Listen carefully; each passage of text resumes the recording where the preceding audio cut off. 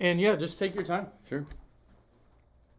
You just slide that door, it kind of gives me a little, feel like I'm in my own little world. Wait, I've got a padlock here. I can lock. No, it's okay.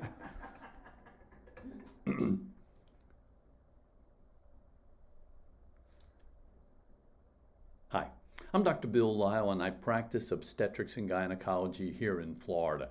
I've been practicing here in Pensacola for over 25 years, and during that time I've delivered over 5,000 babies. Our hospital is the Regional High Risk Referral Center.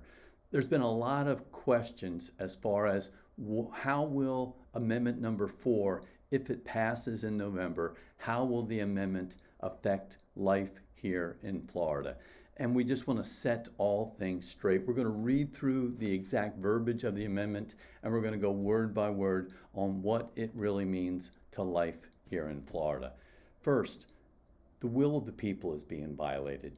The will of the people has been very clear. The practice that I took over in 1999 was actually the practice of the largest abortion clinic here on the Florida Panhandle. We took over the practice and we stopped all abortions on day one.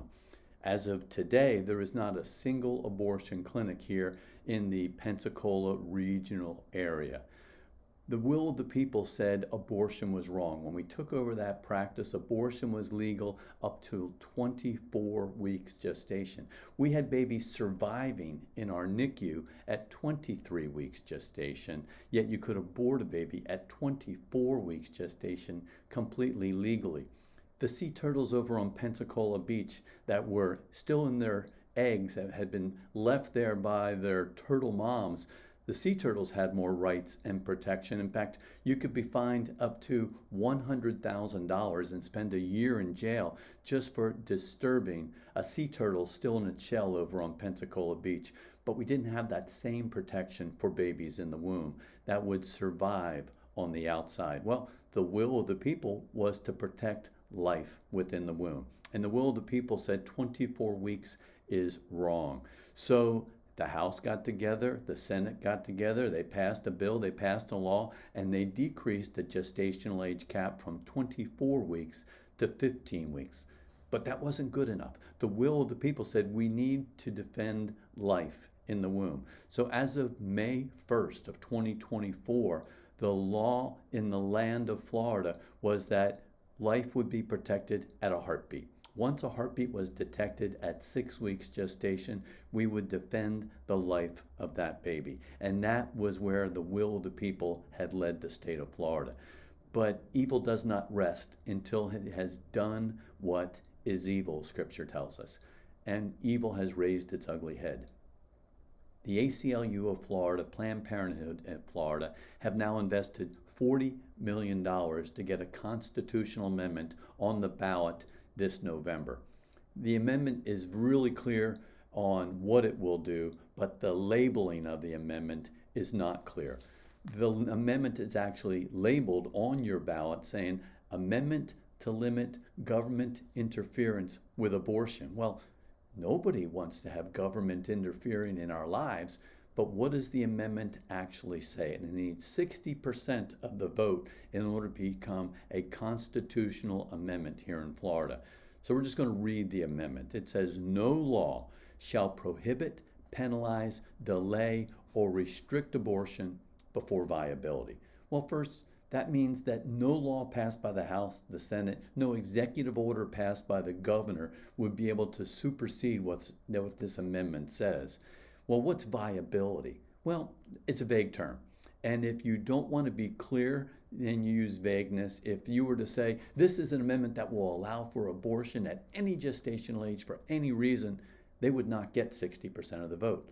So they're intentionally being very vague to deceive to get this amendment passed here in the state of Florida. Well, viability essentially is 23, 24 weeks, saying that no law, no executive order will prohibit abortion up until 23 or 24 weeks gestation. But then there is a huge two-letter word to follow, and it says or. And everything that follows changes the game. Or when necessary to protect the patient's health as determined by the patient's health care provider. This doesn't mean that it's an ectopic or a tubal pregnancy and there's no way to save the life of this baby, but the mother's life is threatened, so we need to do a surgery procedure to correct and remove this life-threatening issue with an ectopic pregnancy. No, health was actually defined by the U.S. Supreme Court in 1973, the same day that Roe versus Wade was released.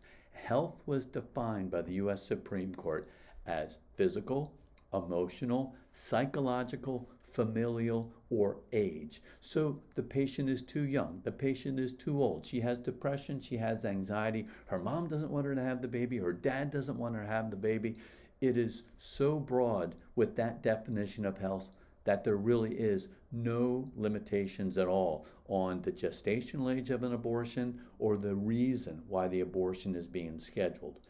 As determined by whom? Is this an independent council of physicians that are looking into the life of the mother? No. By the patient's health care provider. The Florida Department of Health regulates physicians, nurses, physician's assistants, nurse practitioners, medical assistants. The Department of Health here in Florida actually regulates everybody, including tattoo artists. Do we really want people with minimal knowledge and minimal experience determining a patient's health? So the bottom line, the amendment would make abortion at absolutely any gestational age for absolutely any reason protected constitutionally here in Florida, and it could only be reversed by another constitutional amendment, which would take years, if not more than a decade, and tens of millions of dollars. Why are we fighting for the rights of patients in the womb? Because all patients have rights. In fact, Florida has a very distinct Florida Patients' Bill of Rights, where if I have a patient that is in our emergency room and they present and they need a life-saving blood transfusion, if they don't have insurance, am I still obligated to provide them with life-saving care in the emergency room, like a blood transfusion? Absolutely. Well, what if that patient wasn't born in the United States? Well, it doesn't matter. It doesn't matter if they were born here in the United States or not. It doesn't matter if they don't have insurance. If they're in the emergency room and they need care and they need their life saved, we will provide the care that is needed to save the life of that patient. It is the law and it is the right thing to do. So patients have rights. Well, what if that patient wasn't born in the United States yet? Well, is that different? No, because we give life-saving blood transfusions for babies who have not been born yet. We have done at our hospitals, we have done life-saving blood transfusions to babies in the womb as early as 18 weeks gestation. That baby would not be able to survive in the best neonatal intensive care unit for another 6 weeks. But the baby's life is threatened because the baby and the mother are two distinct patients. From the moment of conception, the baby is genetically unique from the mom, genetically unique from the dad, genetically unique from the other 8 billion people on the planet. In fact, the baby not only can be genetically unique from the mom, the baby can even have a different blood type. I mean, let's face it, half the time the baby even has different sex chromosomes, where the mom is always going to have XX chromosomes, yet half the time the baby will have XY chromosomes. I mean, every nucleated cell in the mother's 32 billion cells in her body is XX. Yet, even at 10 weeks gestation, that collection of cells of the baby, over 1 billion cells, actually will have, XY chromosomes. So this is a different patient, a different person. And sometimes when they have different blood types, moms can actually have antibodies, which can cross the placenta and start to attack the baby's blood. When it starts to attack the baby's blood count will start to drop. And there only are 2 options. We can either deliver the baby or we can give the baby a life-saving blood transfusion. So we take O-negative blood that you might have donated at work. Maybe you stopped by the Red Cross or One Blood and you donated some of your blood. We can use your blood and guide a needle with ultrasound directly through the skin of the mother, through the wall of the uterus, go right up to the umbilical vein of the umbilical cord, and give that baby a life-saving blood transfusion. Sometimes we have to do this procedure every 3 or 4 weeks because the baby is still being attacked by the mother and the mother's antibodies. So we might need to give the baby transfusions up until we can deliver that baby. So if we can give a baby a life-saving blood transfusion, are they a patient? Yes. And this is also fulfilling the greatest commandment. When Jesus was asked, what is the greatest commandment? He said, number 1, love the Lord your God with all your heart, mind, and soul. And second, and your neighbor as yourself. If your neighbor needed a unit of your blood to save their life, would you give your neighbor a unit of your blood? Sure you would, because that is fulfilling the great commandment, treating your neighbor as yourself. Well, we are treating our neighbors as ourself by giving them a life-saving blood transfusion in the womb. But that's not the only way we treat these babies in the womb as patients. We are now doing open heart surgery for babies in the womb. There was a case at the Mayo Clinic 2 years ago where the baby was diagnosed on ultrasound at about 20 weeks gestation with a tumor in the heart. And that tumor is called a teratoma. So they looked at experts and they went to the Mayo Clinic and they said, what are our options? Well, at 26 weeks gestation, the Mayo Clinic said, in 1 to 2 weeks, if we don't either deliver this baby or somehow remove this tumor, this baby will die from this tumor that is on the baby's heart. Well, if we deliver the baby at 27 weeks and then do open heart surgery, now we have a 27-week preemie that is in the neonatal intensive care unit that just had open heart surgery. It's going to be a challenge for this baby to breathe. It's going to be a challenge for this baby to fight infection. It's going to be a challenge for this baby to keep warm. So the option that the doctors at the Mayo Clinic said, well, we'd like to do this surgery while the baby is on the inside. So they had a team of 36 doctors, nurses, and technologists. In fact, they had 2 anesthesiologists because they had 2 patients. When I'm doing a hysterectomy, how many anesthesiologists are needed at one time? Just 1, because we only have 1 patient. The patient doesn't get an anesthesiologist and then have the uterus have a second anesthesiologist. But when you're performing fetal surgery, the mom is 1 patient and she had an epidural. And there was an anesthesiologist to maintain that epidural while she's wide awake getting a procedure done. A second anesthesiologist was brought into the picture so that they could provide an IV for the baby and that they could also provide a medication for pain called fentanyl and a paralytic that was used to keep the baby from moving around, and that's called Norcuron. So the team assembled. Mom was given an epidural where she would not be able to feel any pain while they did the surgery. The OBGYNs made an incision in the mom's belly. They actually made an incision in the fascia, and then they made an incision in the uterus, kind of like a mini cesarean section. Then they brought the baby's left hand, they brought the baby's right hand, and then before they started the heart surgery, they actually had the pediatric anesthesiologist start an IV in that baby's hand so the baby was getting pain medicine and a paralytic. Once the baby was comfortable, then the cardiothoracic team came in, made an incision in the baby's chest. They spread the ribs. They had access to the baby's heart. The tumor was right there on the outside. The cardiothoracic team then removed the tumor from the baby's heart, and almost immediately the baby's heart started to function normally. Essentially, the baby's heart was saying, thank you, thank you, thank you. They then closed the incision on the baby's chest. They removed the IV. They tucked the hands back on the inside, and that was at 27 weeks gestation. How long did that baby stay on the inside? They didn't deliver that baby until 37 weeks gestation. So that baby who just had open heart surgery had 10 weeks to heal and recover while the baby was still in the womb. And that little baby who had open heart surgery in the womb is doing very well at an age of now more than 2 years of age. If we can do blood transfusions and if we can do open heart surgery for babies in the womb, clearly they are patients. But we're now doing everything from laser vascular surgery, where if we have identical twins, which happen to be sharing one placenta, just like any sibling, sometimes one sibling is more greedy.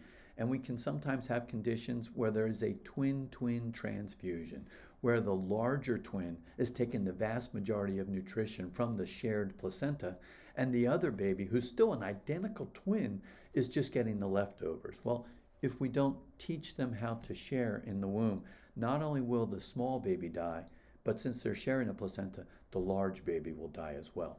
So when we have this condition at our practice, we send the mom and the two babies down to Texas Children's Hospital in Houston, Texas.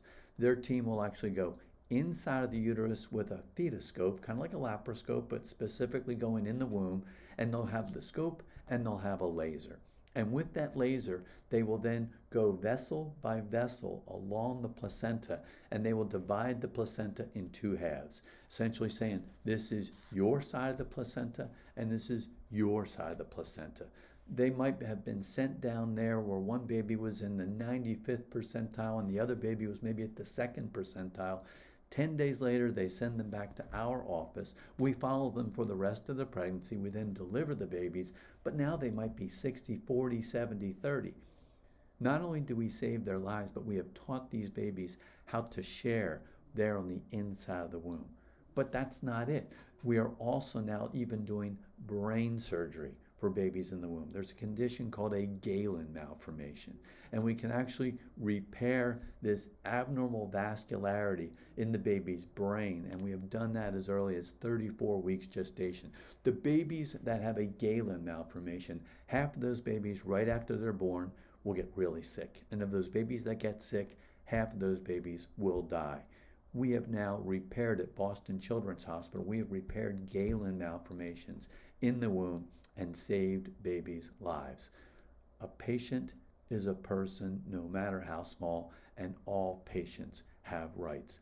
Amendment 4 is not only an attack against these patients' rights in the womb, but it's a violation against Scripture, which says we are created in the image of God. Well, when are we created in the image of God? Well, it's not the day you were born. It's not your birthday, because as an obstetrician, I can choose when to induce you. I can choose when we might need to do a cesarean section. I don't have the power to say, we are going to create you in the image of God on next Thursday. No. The only thing that makes sense when we are a genetically unique person is at that moment of conception. That's when we are created in the image of God. So if you have to think, well, what is abortion? Why would somebody want to kill a baby in the womb? I mean, we've spent billions of dollars trying to have good health care to meet the needs of moms and their babies. And if the babies are born preterm, we want to make sure that we have the best care in our city available to meet the needs of that premature baby. Why would anybody want to take the life of that baby? Because this is not just a choice. This is not choosing a Coke or a Pepsi or coffee or tea. This is a spiritual battle. Why is it a spiritual battle? It's an attack on the image of God. We have always seen people, burning the American flag. Well, why would somebody want to burn the American flag? Well, the American flag is an image that represents the United States. So if you hate the United States, you want to burn the image which represents the United States. For those that hate God, we are created in the image of God at that moment of conception. Abortion out of hatred for God is an attack on that image of God. We understand a lot of pregnancies weren't planned. And a lot of people say, well, I was not planning on this. Well, we have a duty to not only meet the needs of these moms, such as help provide them with proper health care, help provide them with housing, help meet their needs. That is the job of the state, and that is the job of the church, to meet the needs of these moms. But we also have a need to protect the lives of their babies on the inside, babies that were created in the image of God at the moment of conception. So Amendment number 4 is a direct attack on the lives of these babies. They are trying to sell Amendment number 4 as this is only up till viability. That is a lie. That second half of Amendment number 4 clearly says that abortion would be protected in Florida for any reason at any gestational age. In fact, the abortion clinic here in our town is already going through a permitting process in the hopes of anticipation of being able to reopen. Planned Parenthood would be opening up centers all across the state. We have declared what the will of the people is, that life is precious and we need to defend the life. From a physician standpoint, we are here to protect the needs and the lives of all patients because patients have rights. But we are also spending millions upon millions of dollars with both Medicaid funds and with private insurance funds directly to treat and cure the babies in the womb. One of the first things that we're taught in medical school is a Latin phrase, which is primum non nocere. Well, that's Latin and it means first, do no harm. And so we are to meet the needs of our patients and we are supposed to do no harm. But we also know that all patients have rights. And before we perform any kind of procedure or surgery, we explain the risks, the benefits, the indications, and the alternatives. It's called informed consent. I just don't have a patient with a diagnosis on an ultrasound and say, hey, this is what we're going to do. We're going to take you to the operating room and we're going to remove those fibroids. Anything else that you have a question on? No. We go through the risks, the benefits, the indications, and alternatives with any procedure that we're going to be performing. Well, are there risks when we are performing fetal surgeries for babies in the womb? Sure. And we go through them with the mom. There's risk of bleeding. There's risk of infection. With some of these procedures, we know that moms will probably have to have a C-section for the delivery of this baby. So there's always risks. Well, we don't do surgery unless there's also a benefit. So when we sit down with the moms and we're explaining the plan and what the options are, what are the benefits to this patient, the mom? There are no benefits at all for the mom. Well, we never do a surgery unless there's a benefit to the patient. So where's the benefit? By definition, the benefit is going to the baby. It's going to the patient in the womb. And that is where all the benefit is. So by definition of using patient-informed consent, we have defined that the patient that benefits is actually the baby in the womb, and babies have rights. So when it comes to amendment number 4, understand what it really would mean. It clearly, if it gets 60% of the vote, it would mean that abortion would be protected, state-funded, and your tax dollars would be paying for abortions from people coming in from more conservative states, coming in from Louisiana, Alabama, Georgia, South Carolina. It is evil, and it would be an inappropriate use of state funds. But these are my patients. I'll do anything for one of my patients, and all patients have rights. But this is also an attack on the image of God in the womb. We have been working with pastors because pastors function as shepherds. And shepherds are not just the people that are kind and help guide the sheep. Shepherds have a duty to protect the sheep. You might remember from the movie The Patriot with Mel Gibson, there was one pastor scene where the pastor, when they were coming under attack, the pastor said, a pastor's job is to protect the flock, but sometimes you have to fight the wolves. Well, there are wolves that are attacking the babies in the womb, attacking the image of God. Children are a blessing, and we all love children, and we need to defend the lives. And so our churches need to get together and defend the image of God in the womb and fight off the wolves. I was speaking with one of the Messianic rabbis here in town because some of our congregations, the pastors have directly told us, well, we don't get involved in politics. Which disappointed me because, let's face it, did Moses get involved in politics? Absolutely. He went up to Pharaoh and he says, let my people go. Did Shadrach, Meshach, Abednego, Daniel get involved in politics? Yes. Did John the Baptist get involved in politics? Sure. He went up to Herod and says, hey, you're sleeping with your brother's wife. That is wrong. Did Jesus get involved in politics? Absolutely. Did Paul get involved in politics? Absolutely. So New Testament and Old Testament, we have perfect examples of how to fulfill the will of the Father and support the kingdom of God here on earth, we get involved in politics. And so the church needs to get involved in politics. The rabbi was pointing out to me that we were in the same situation in 1941. In 1941, way too many of the Protestant churches and the Catholic churches said, we're not going to get involved in politics. And they stepped back. And what was the result? The result of that was over 6 million Jews were killed during the Holocaust, sent off to the concentration camps. That's more than the population of the state of Maryland. That is horrible. And it's because the church did not stand up for life, defend the image of God in the womb. When it comes to the 64 million individuals that have personally been involved with an abortion, statistics will show that even within the church, between 18 and 24% of the people attending church on a regular basis, abortion is part of their past, which is sad. We need to, number one, hear from our pulpits that abortion is wrong, that it is an attack on the image of God in the womb. But what is the role of the church? The role of the church is to share the healing message of the gospel. People who have been involved in abortion personally, men and women, are hurting. They know they destroyed a gift. They know they took the life of a baby on the inside of the womb. They are hurting. They need healing. Healing comes from true forgiveness, and true forgiveness only comes through the blood of Christ. So the church has an obligation to defend life, but also realize all of us have made bad decisions and we have sinned. And we need to share the healing message of the gospel.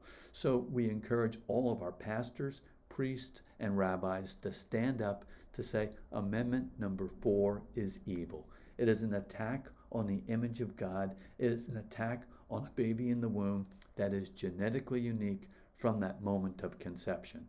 So we need to engage, because if this becomes a constitutional amendment, it will cost us tens of millions of dollars and probably up to a decade to try to reverse, which is a violation of the will of the people here in Florida. But the will of the people must prevail, and the people are being deceived, because Amendment number 4 would never pass if they actually wrote down what it would mean, and that would be abortion at any gestational age for any reason. The people would vote no. So stand up for truth, stand up for life. If there's anything we can do to answer questions or provide you with more information, you're welcome to contact me, Dr. Bill Lyle at prolifedoc.org. Get engaged, encourage your pastor to get engaged, and fight and say no on Amendment number 4. God bless you all. Sounds great, man. We're clear. I don't even know how long that was. You can chop that up into whatever you want, but how long was that? Let's see here. Well, this is good.